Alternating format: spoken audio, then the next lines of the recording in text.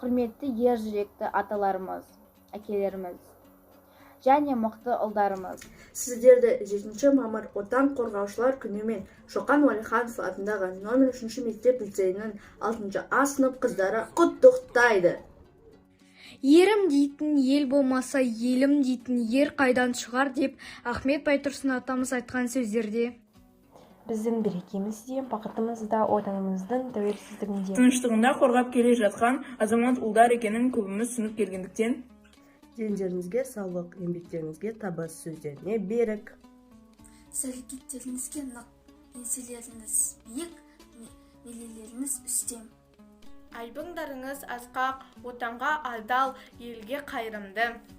Отбасыларына және жақындарына мейірімді бола беріңіздер. Шатырап жүрсеңіздер, әрқашан біздер, яғни қыздар, бақытты күй кешеміз. Сондықтан Алладан сіздердің амандықтарыңызды тілеймін. Тағы бір рет мерекелеріңізбен құттықтаймыз.